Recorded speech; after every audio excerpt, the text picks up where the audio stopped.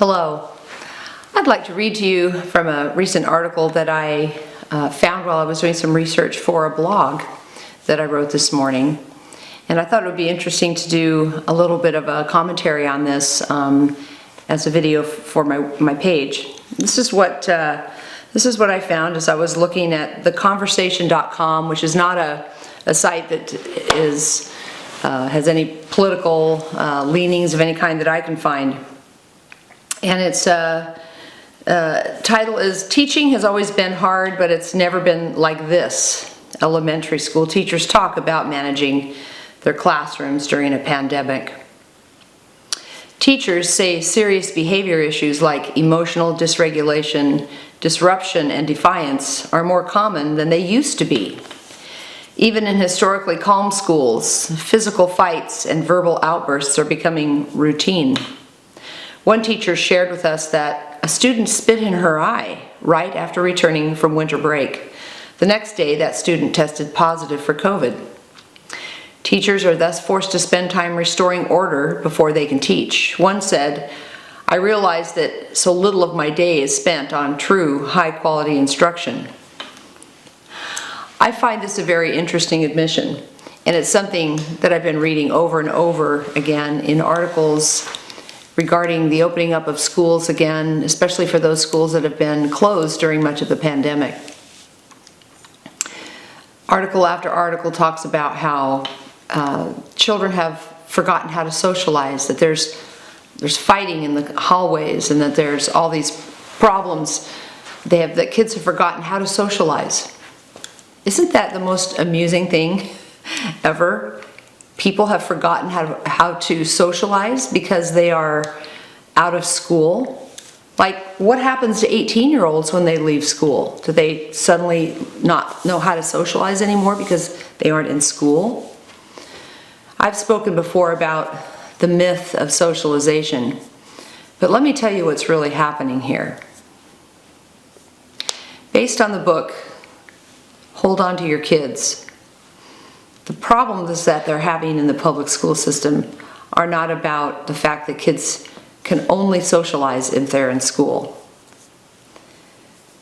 One of the amazing things that quote that I just read to you was the fact that children are having a hard time sitting in their desks, raising their hands, and not speaking out. In fact, what's happening is that kids have had a chance to see what freedom is like, where they don't have to sit for hours in a chair, and they don't have to gain permission from the teacher to make a comment by raising their hand. They don't have to stand in straight lines. One of the things I learned very early on in my life was something we, in our slang, call the pecking order. Well, where does the pecking order come from? The pecking order comes from the chicken yard. It's a real thing. When I was a little girl, we had chickens in a chicken yard, and I used to sit and watch the chickens, and I learned a lot about human behavior from watching chickens. Chickens establish an actual pecking order within the flock, and they will pick on a chicken who is at the bottom of the pecking order. They'll simply peck on them when they come to eat, or when they're just nearby. They'll just pick on them and peck on them, and they become an outcast unless they get a little braver and fight back. Well, this is what's happening in the schools.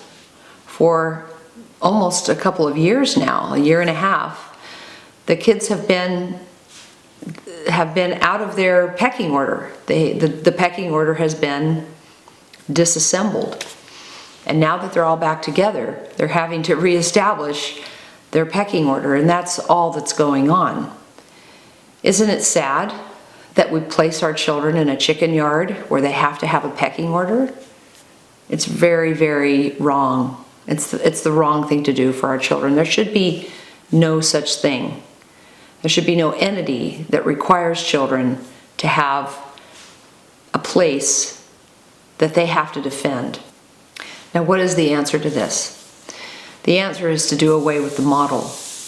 The model of the factory conveyor belt sort of run school, where a child has to be with their peers of the same age, they have to learn the same thing, and they have to be graded on their proficiency in certain things at certain times of their lives, where they're together for hours and hours a day, and where they have no autonomy, no freedom to express themselves. They are simply spoon-fed information for hours a day. Is wrong. It's not the way we learn as adults, and it's certainly not the way children learn. I look forward to a day when most parents can let go of that old paradigm, and we can embrace a new way of educating our children that allows them the expression, the intellectual expression, the intellectual curiosity that they naturally have before we put them in those institutions. Come join our community and learn more about this.